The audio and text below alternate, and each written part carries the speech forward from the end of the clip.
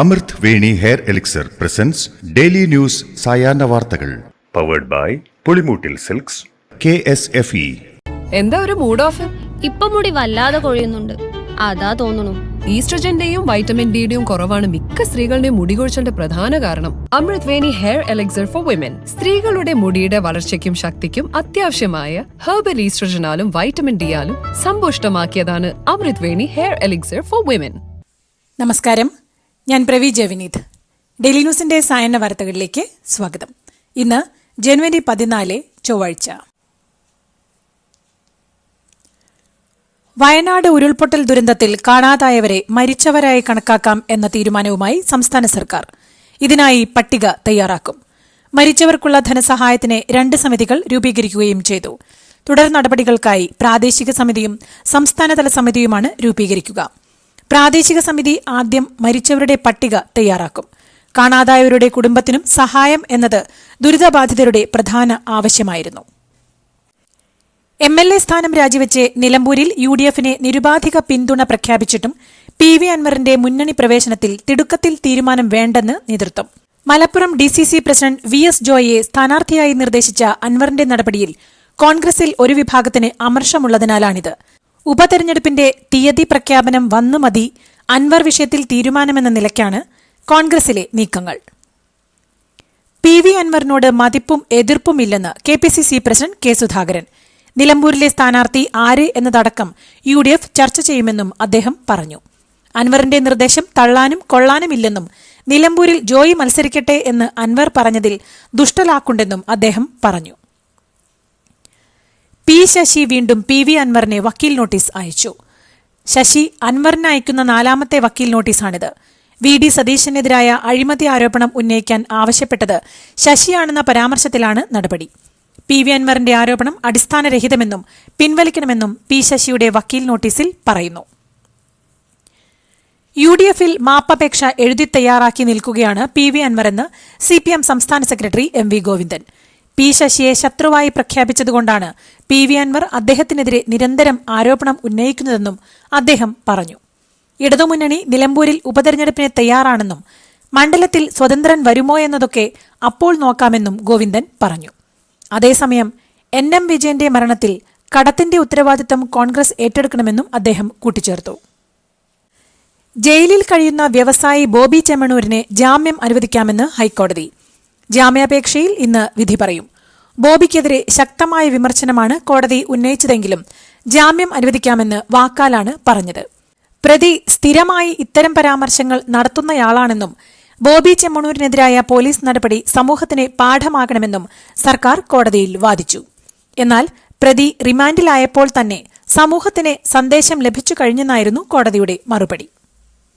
നടി ഹണി റോസിന്റെ പരാതിക്ക് ആധാരമായ ഉദ്ഘാടന പരിപാടിയുടെ വീഡിയോ ദൃശ്യങ്ങൾ പരിശോധിച്ച കോടതി ബോബി ചെമ്മണൂരിന്റെ കമന്റുകൾ ദ്വയാർത്ഥ പ്രയോഗമല്ലാതെ മറ്റെന്താണെന്ന് ചോദിച്ചു. നടിയുടെ മാന്യത കൊണ്ടാണ് പൊതുമധ്യത്തിൽ അവരുടെ അനിഷ്ടം പ്രകടിപ്പിക്കാതിരുന്നതെന്നും സ്വയം സെലിബ്രിറ്റിയായി കരുതുന്ന ഈ മനുഷ്യൻ എന്തിനാണ് ഇങ്ങനെയൊക്കെ പെരുമാറുന്നതെന്നും കോടതി ആരാഞ്ഞു. ഹണി റോസിനെ അധിക്ഷേപിച്ച കേസിൽ അറസ്റ്റിലായി ജയിലിൽ കഴിയുന്ന ബോബി ചെമ്മണൂരിനെ VIP പരിഗണനയെന്ന് സൂചന. ബോബി ചെമ്മണൂരിനെ 3 VIP-കൾ ജയിലിൽ സന്ദർശിച്ചുവെന്നാണ് വിവരം. ഇവരുടെ പേരുകൾ സന്ദർശക രജിസ്റ്ററിൽ രേഖപ്പെടുത്തിയിട്ടില്ല. രഹസ്യാന്വേഷണ വിഭാഗത്തിന്റെ റിപ്പോർട്ട് തിരുവനന്തപുരത്തെ ജയിൽ ആസ്ഥാനത്ത് ലഭിച്ചു.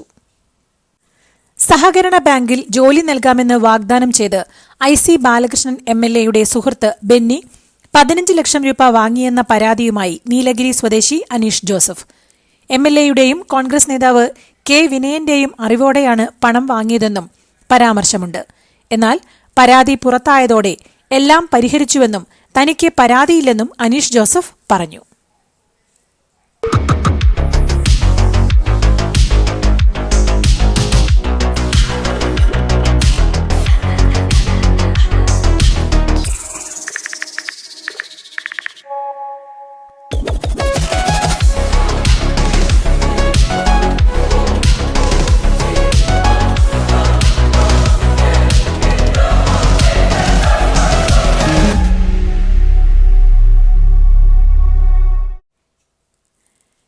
ജില്ലയിലെത്തുന്ന വിനോദസഞ്ചാരികൾ രാത്രി സമയങ്ങളിൽ വനപാതകളിലൂടെ സഞ്ചരിക്കരുതെന്നും വന്യമൃഗങ്ങളെ പ്രകോപിപ്പിക്കുന്ന രീതിയിൽ പ്രവർത്തിക്കരുതെന്നും മന്ത്രി OR കേളു.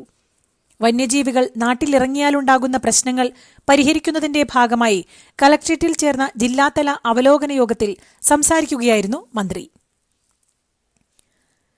പല ഘട്ടങ്ങളിലായി വിവിധ കാരണങ്ങളാൽ കോൺഗ്രസ് വിട്ടുപോയവരെ സംഘടനയിലേക്ക് തിരിച്ചുകൊണ്ടുവരാൻ നേതൃത്വം മുൻകൈയെടുക്കണമെന്ന് ചെറിയാൻ ഫിലിപ്പ്.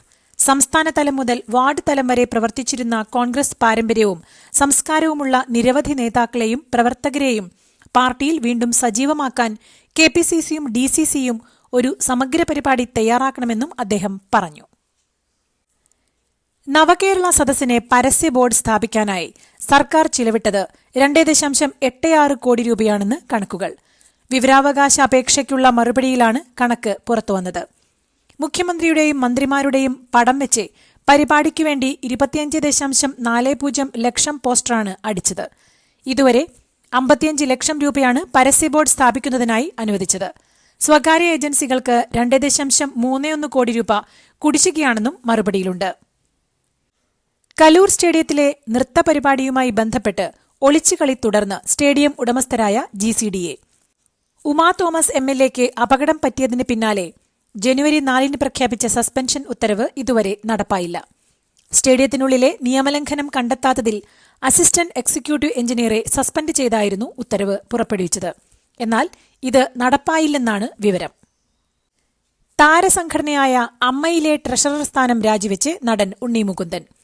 താൻ സന്തോഷപൂർവ്വം പ്രവർത്തിച്ച സ്ഥാനമാണെങ്കിലും സിനിമകളുടെ വർദ്ധിച്ചുവരുന്ന തിരക്കുകൾക്കൊപ്പം ഈ ചുമതലകൾ ഒപ്പം കൊണ്ടുപോവുക പ്രയാസകരമാണെന്ന് മനസ്സിലാക്കിയാണ് രാജി തീരുമാനമെന്ന് ഉണ്ണി മുകുന്ദൻ സോഷ്യൽ മീഡിയയിലൂടെ അറിയിച്ചു.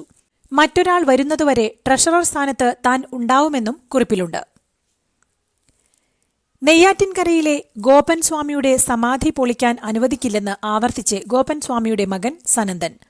നിയമ നടപടിയെക്കുറിച്ച് ഹിന്ദു ഐക്യവേദി തീരുമാനിക്കുമെന്നും സമാധി പോസ്റ്റർ അടിച്ചത് താനാണെന്നും വ്യാഴാഴ്ച ആലുമൂടിലുള്ള സ്ഥലത്ത് നിന്നാണ് പ്രിന്റ് എടുത്തതെന്നും ഗോപൻ സ്വാമിയുടെ മകൻ പറഞ്ഞു. പോലീസ് ഇന്നലെയും മൊഴി രേഖപ്പെടുത്തിയിരുന്നു. എന്നാൽ ഇതുവരെ പോലീസ് നോട്ടീസ് നൽകിയിട്ടില്ലെന്നും സനന്ദൻ കൂട്ടിച്ചേർത്തു. സംസ്ഥാനത്ത് കള്ളക്കടൽ ഭീഷണി. കേരള തമിഴ്നാട് തീരങ്ങളിൽ നാളെ രാത്രി 11:30 വരെ 1/2 മീറ്റർ മുതൽ 1 മീറ്റർ വരെ ഉയർന്ന തിരമാലകൾ കാരണം കടലാക്രമണത്തിന് സാധ്യതയുണ്ടെന്ന് ദേശീയ സമുദ്രസ്ഥിതി പഠന ഗവേഷണ കേന്ദ്രം അറിയിച്ചു. കടലാക്രമണത്തിന് സാധ്യതയുള്ളതിനാൽ മത്സ്യത്തൊഴിലാളികളും തീരദേശവാസികളും ജാഗ്രത പാലിക്കണമെന്നും മുന്നറിയിപ്പുണ്ട്. ഉക്രൈൻ ആക്രമണത്തിൽ റഷ്യൻ കൂലിപ്പട്ടാളത്തിൽ കുടുങ്ങിയ തൃശൂർ സ്വദേശി ബിനിൽ കൊല്ലപ്പെട്ടത് ഡ്രോൺ ആക്രമണത്തിലെന്ന് സുഹൃത്ത് ജെയിൻ. ബിനിലിനെ 5-ാം തീയതിയാണ് മറ്റൊരു സംഘത്തിനൊപ്പം അയച്ചതെന്നും 2ാമത്തെ സംഘത്തിനൊപ്പം പോകുന്നതിനിടെ ബിനിലിന്റെ മൃതദേഹം കണ്ടെന്ന് ജെയിൻ ബിനിലിന്റെ കുടുംബത്തെ അറിയിച്ചു. തൊട്ടുപിന്നാലെ ഉണ്ടായ ഡ്രോൺ ആക്രമണത്തിൽ ജെയിനും പരിക്കേറ്റു. ജെയിൻ ഇപ്പോൾ മോസ്കോയിൽ ചികിത്സയിലാണ്. മോൾക്ക് ബർത്ത്ഡേ ഗിഫ്റ്റ് വാങ്ങണ്ടേ? ഷോപ്പിൽ കൊണ്ടുപോയി ഇഷ്ടമുള്ള വാങ്ങിക്കൊടുക്കാം. അപ്പൊ ഏട്ടൻ വരുന്നുണ്ടോ? ഗിഫ്റ്റ് കാർഡ് വരും. അതെ, ഓരോ ചിട്ടിയിലും ഒരാൾക്ക് 5000 രൂപയുടെ ഗിഫ്റ്റ് കാർഡ് സമ്മാനം. മെഗാ സമ്മാനമാണെങ്കിലോ പുതുപുത്തൻ ബെൻസ് കാർ. 2ാം സമ്മാനം ഇന്നോവ ക്രിസ്റ്റ, അതും 17 ഇത്തവണ സമ്മാനങ്ങളുടെ നക്ഷത്ര തിലക്കവുമായി KSFE ഗാലക്സി ചിട്ടികൾ. ഇന്ത്യ സഖ്യ നേതാക്കളായ കോൺഗ്രസ് നേതാവ് രാഹുൽ ഗാന്ധിയും ആം ആദ്മി പാർട്ടി നേതാവ് അരവിന്ദ് കെജ്രിവാളും തമ്മിൽ ഡൽഹി നിയമസഭാ തെരഞ്ഞെടുപ്പിന്റെ പശ്ചാത്തലത്തിൽ വാക്പോര്. വടക്കുകിഴക്കൻ ഡൽഹിയിലെ സീലംപൂരിൽ ഒരു റാലിയെ അഭിസംബോധന ചെയ്ത് സംസാരിക്കവെ വ്യാജ വാഗ്ദാനങ്ങളുടെ കരത്തിൽ പ്രധാനമന്ത്രി നരേന്ദ്രമോദിയും അരവിന്ദ് കെജ്രിവാളും തുല്യരാണെന്ന് രാഹുൽ ഗാന്ധി ആരോപിച്ചു. എന്നാൽ രാഹുലിന്റെ പോരാട്ടം കോൺഗ്രസിനെ രക്ഷിക്കാനാണെന്നും തന്റേത് രാജ്യത്തെ രക്ഷിക്കാനാണെന്നും അരവിന്ദ് കെജ്രിവാൾ തിരിച്ചടിച്ചു. അയോധ്യയിലെ രാമക്ഷേത്ര പ്രാണപ്രതിഷ്ഠയിലൂടെ ഇന്ത്യയ്ക്ക് യഥാർത്ഥ സ്വാതന്ത്ര്യം സ്ഥാപിക്കപ്പെട്ടെന്ന വിവാദ പരാമർശവുമായി RSS മേധാവി മോഹൻ ഭാഗവത്. ഇന്ത്യയ്ക്ക് നേരത്തെ സ്വാതന്ത്ര്യം ലഭിച്ചെങ്കിലും അത് സ്ഥാപിക്കപ്പെട്ടിരുന്നില്ലെന്നും ഇന്ത്യയ്ക്കൊപ്പം സ്വാതന്ത്ര്യം ലഭിച്ച ഇസ്രായേലും ജപ്പാനും ഇപ്പോൾ എവിടെയെത്തി നിൽക്കുന്നുവെന്നും അദ്ദേഹം ചോദിച്ചു. ഇന്ത്യയെ സ്വയം ഉയർത്താനാണ് രാമക്ഷേത്രത്തിനായുള്ള മുന്നേറ്റമെന്നും അദ്ദേഹം പറഞ്ഞു. ഗാസയിൽ വെടിനിർത്തൽ ചർച്ചകൾ അന്തിമഘട്ടത്തിലെത്തിയെന്ന് റിപ്പോർട്ട്. ആദ്യഘട്ടത്തിൽ 33 ബന്ദികളെ ഹമാസ് മോചിപ്പിച്ചേക്കുമെന്നാണ് പ്രതീക്ഷിക്കുന്നത്. അതേസമയം 1000 പലസ്തീനി തടവുകാരെ ഇസ്രായേൽ മോചിപ്പിക്കുന്നതിലും ചർച്ച തുടരുകയാണ്. ഹമാസ് ബന്ദികളാക്കിയ ഇസ്രായേൽ പൌരന്മാരുടെ മോചനം ആവശ്യപ്പെട്ടുള്ള വെടിനിർത്തൽ കരാറിന്റെ കരടുരേഖ മധ്യസ്ഥത വഹിക്കുന്ന ഖത്തർ ഇസ്രായേൽ ഹമാസ് അധികൃതർക്ക് കൈമാറി. ജപ്പാനിലുണ്ടായ ഭൂകമ്പത്തിന് പിന്നാലെ ടിബറ്റിലും ഭൂചലനം ഉണ്ടായതായി റിപ്പോർട്ട്. റിക്ടർ സ്കെയിലിൽ 5.2 തീവ്രതയാണ് രേഖപ്പെടുത്തിയിരിക്കുന്നത്. 120-ലധികം ആളുകൾ കൊല്ലപ്പെട്ട ഭൂകമ്പത്തിന് ദിവസങ്ങൾക്ക് ശേഷമാണ് വീണ്ടും ടിബറ്റിൽ ഭൂകമ്പമുണ്ടാകുന്നത്. 10 കിലോമീറ്റർ ആഴത്തിലാണ് ഭൂകമ്പമുണ്ടായതെന്ന് നാഷണൽ സെന്റർ ഓഫ് സിസ്മോളജി അറിയിച്ചു. അമേരിക്കയിലെ കാലിഫോർണിയ സംസ്ഥാനത്തെ ലോസ് ഏഞ്ചലസിൽ പടർന്നുപിടിച്ച തീപിടുത്തങ്ങൾ അണയ്ക്കാനുള്ള ശ്രമം തുടരുന്നു. പാലിസേഡിസ് തീപിടുത്തം 15%, ഈട്ടൻ തീപിടുത്തം 33%, നിയന്ത്രണ വിധേയമായെന്നാണ് ഔദ്യോഗിക അറിയിപ്പ്. ലോസ് ഏഞ്ചലസിലെ വിവിധയിടങ്ങളിൽ പിങ്ക് നിറത്തിലുള്ള ഫോസ്ചെക് എന്ന പദാർത്ഥമാണ് അഗ്നിശമനത്തിനായി ജലത്തിന് പുറമെ ഉപയോഗിക്കുന്നത്. ന്യൂറാലിങ്ക് ബ്രെയിൻ ചിപ്പ് പരീക്ഷണം അടുത്ത ഘട്ടത്തിലേക്ക് കടന്നതായി കമ്പനി ഉടമ ഇലോൺ മസ്ക്. 3-ാം തവണയും ന്യൂറാലിങ്ക് മനുഷ്യരിൽ ഘടിപ്പിച്ചിരിക്കുകയാണ്. നിലവിൽ ന്യൂറാലിങ്ക് ഘടിപ്പിച്ചവരെല്ലാം നല്ല രീതിയിൽ മുന്നോട്ടു പോകുന്നുവെന്ന് മസ്ക് പറയുന്നു. ഈ വർഷം ചുരുങ്ങിയത് 20-30 പേരിലെങ്കിലും ചിപ്പ് ഘടിപ്പിക്കാനാണ് പദ്ധതിയെന്നും മസ്ക് വ്യക്തമാക്കി. ഇലോൺ മസ്കിന്റെ ബ്രെയിൻ ടെക്നോളജി സ്റ്റാർട്ടപ്പാണ് ന്യൂറാലിങ്ക്. മനുഷ്യരുടെ തലച്ചോറിൽ ടെലിപ്പതി എന്ന ഉപകരണം ഘടിപ്പിക്കുകയാണ് ഇവർ ചെയ്യുന്നത്. ഗുരുതരമായ ശാരീരിക പ്രശ്നങ്ങളുള്ളവരിലും കൈകാലുകൾ തളർന്നു കിടക്കുന്നവരിലുമാണ് ന്യൂറാലിങ്ക് ടെലിപ്പതി പരീക്ഷിക്കുന്നതെന്നും മനുഷ്യർക്ക് സൂപ്പർ പവർ നൽകാനാണ് ന്യൂറാലിങ്ക് ലക്ഷ്യമിടുന്നതെന്നും മസ്ക് വ്യക്തമാക്കി. ഇന്ത്യൻ ക്രിക്കറ്റ് ടീമിന്റെ ക്യാപ്റ്റനായി തുടരാൻ അനുവദിക്കണമെന്ന് രോഹിത് ശർമ്മ BCCIയോട് ആവശ്യപ്പെട്ടതായി റിപ്പോർട്ട്. ഏതാനും മാസങ്ങൾക്കുള്ളിൽ അന്താരാഷ്ട്ര കരിയറിന് വിരാമമിടാൻ താൻ ആഗ്രഹിക്കുന്നുവെന്ന് രോഹിത് BCCIയെ അറിയിച്ചെന്നാണ് വിവരം.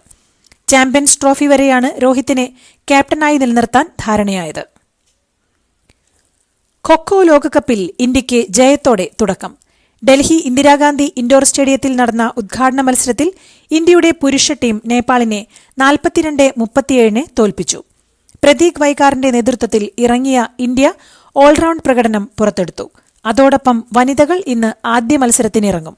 ദക്ഷിണ കൊറിയയാണ് എതിരാളി. ഇതോടുകൂടി ഇന്നത്തെ ഡെയിലി ന്യൂസ് സായന്ന വാർത്തകൾ സമാപിക്കുന്നു. ഡെയിലി ന്യൂസിനു വേണ്ടി വാർത്തകൾ വായിച്ചത് പ്രവീജ വിനീത്. ഡെയിലി ന്യൂസ് ലൈവ്.in വാർത്തകൾ വിരൽ തുമ്പിൽ.